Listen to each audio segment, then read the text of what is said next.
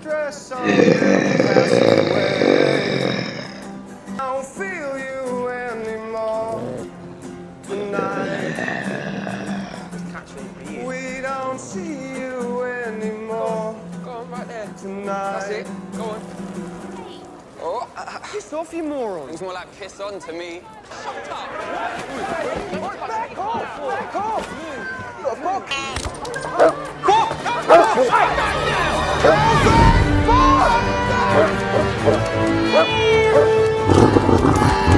Hello friends, आज हम a street cat named बॉम्ब मूवी को एक्सप्लेन करने वाले हैं। 2016 में रिलीज हुई ये मूवी एक सच्ची कहानी पर आधारित है। इस मूवी में दिखाया जाता है कि कैसे एक नशे के आदी इंसान का साथ जब उसके अपने छोड़ देते हैं तब उसकी जिंदगी में एक बिल्ली आती है और कैसे उस बिल्ली की वजह से उसकी पूरी दुनिया बदल जाती है। कहानी की शुरुआत पर हम देखते हैं कि एक लड़के को जिसका नाम जेम्स रहता है, जो लंदन की सड़कों पर अपना गुजारा करने के लिए गिटार बजाता है, लेकिन इससे उसे उतनी कमाई भी नहीं हो पाती है कि वह पेट भर खाना खा सके। कभी कभी तो जेम्स को डस्टबिन से झूठा खाना निकालकर खाना पड़ता है।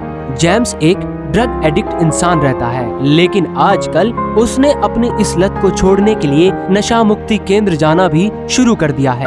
जेम्स के पास रहने के लिए कोई घर नहीं होता है, वह अपनी रात सड़क पर गुजारता है।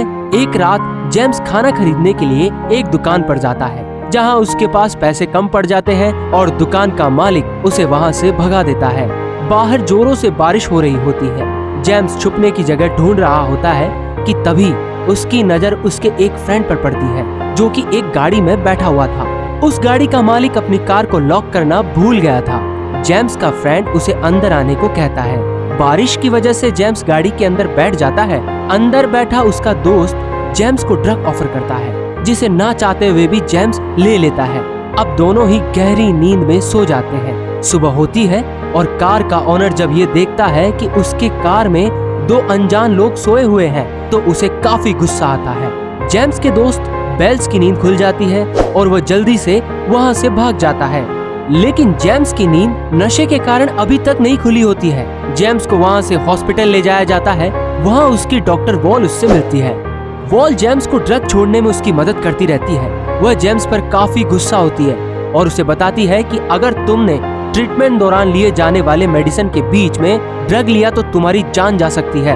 जेम्स को भी खुद पर काफी गुस्सा आता है। वह वॉल से कहता है कि वह चाहता है कि वह ऐसा ना करे और आगे से वह पूरी कोशिश भी करेगा।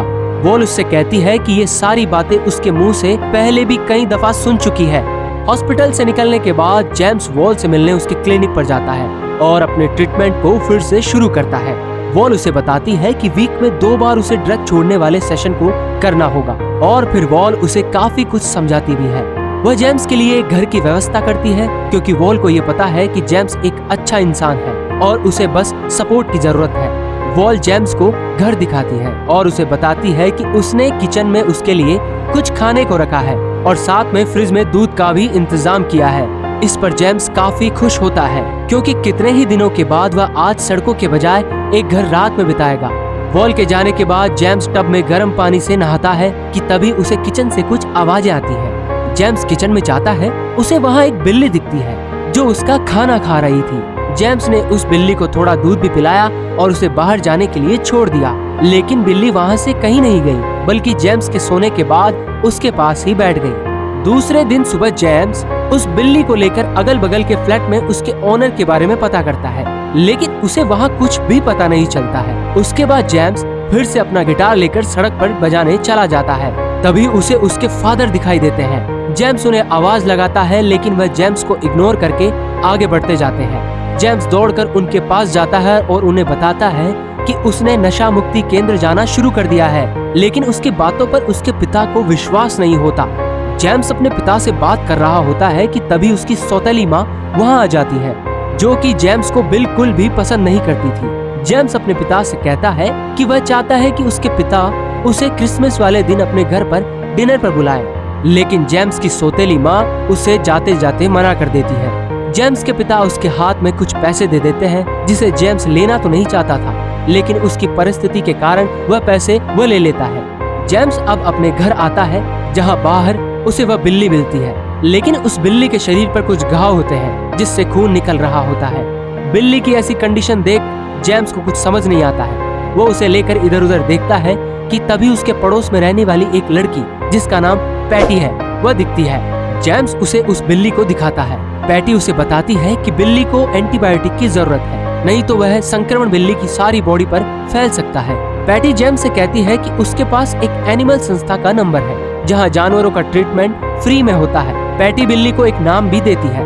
वो उसे बॉब कहकर बुलाती है। जेम्स बॉब को लेकर क्लिनिक पर जाता है, लेकिन वहाँ काफी लंबी लाइन थी। जेम्स बॉब को लेकर वेट करता है। आज जेम्स का वॉल के साथ अपॉइंटमेंट भी रहता है, इसलिए वह चाहता है कि जल्द से जल्द सब हो जाए। काफी इंतजार के बाद जेम्स का नंबर आता है और डॉक्टर बॉब के जख्मों को साफ कर उस पर दवाइयाँ लगाती है और कुछ एंटीबायोटिक मेडिसिन लिखती है। जेम्स वह एंटीबायोटिक खरीदता है, जिसे खरीदने में उसके पापा के दिए सारे पैसे खर्च हो जाते हैं और काफी लेट होने की वजह से उसका वॉल के साथ अपॉइंटमेंट भी कैंसिल हो जाता है। जेम्स बॉब को लेकर घर आता है और उसे दवाइयाँ खिलाने की कोशिश करता है, लेकिन वह काफी नखरे करती है और दवाइयाँ नहीं खाती। इस पर जेम्स बॉब को लेकर पैटी के घर जाता है और बॉब की शिकायत पैटी से करता है। वह उसे बताता है कि कैसे बॉब दवाई लेने में नखरे दिखा रही है। पैटी बॉब को अपनी गोद में लेती है और वह आराम से उसे दवाई खिला देती है। जेम्स और पैटी बातें करते हैं। बातों ही बातों में जेम्स को पता चलता है कि पैटी को ड्रग एडिक्ट लोगों से नफरत है, इसलिए वह पैटी को खुद के बारे में नहीं बताता। अगले दिन जेम्स वॉल से अपॉइंटमेंट लेता है। अपॉइंटमेंट के दौरान वॉल उस पर गुस्सा करती है। वह उसे सीरियसली सेशन अटेंड करने के लिए कहती है। जेम्स उसे बॉब और पैटी के बारे में बताता है। इस पर वॉल उसे बताती है कि एक ड्रग एडिक्ट के लिए इमोशंस परेशानी खड़ी कर सकती है। बॉब अब जेम्स के साथ ही रहने लगी थी। जेम्स भी बॉब से अटैच हो चुका था। दवाइयों के कारण बॉब पूरी तरह से ठीक हो गई थी। इधर दिखाया जाता है कि एक दिन जब जेम्स अपने गिटार के साथ परफॉर्म करने के लिए बस में जाता है तो उसके पीछे बॉब भी बस में चढ़ जाती है, जिससे जेम्स को बॉब पर गुस्सा आ जाता है। लेकिन बस में सवार सारे लोग बॉब को देखकर काफी खुश होते हैं। जेम्स अपने स्टॉप पर उतर जाता है और फिर जेम्स बॉब को अपने कंधे पर बिठाकर गिटार बजाकर परफॉर्म करता है। काफी लोग बॉब की वजह से अट्रैक्ट होकर वहां आ जाते हैं और आज बॉब की वजह से जेम्स की काफी कमाई होती है। इतने दिनों के बाद इतनी कमाई देखकर जेम्स काफी खुश होता है। जेम्स बॉब को लेकर घर आ जाता है और बॉब के साथ अच्छा खाना खाता है। अगले दिन जेम्स बॉब के साथ फिर परफॉर्म करने निकलता है। सड़क पर उसे अपना दोस्त दिखता है, जिसे जेम्स पैसे देते हुए कहता है कि इन पैसों को नशे पर नहीं बल्कि खाने पर खर्च करें। जेम्स की जिंदगी बॉब की वजह से काफी बदलने लगी थी। बॉब और जेम्स लोगों के बीच काफी फेमस हो गए थे।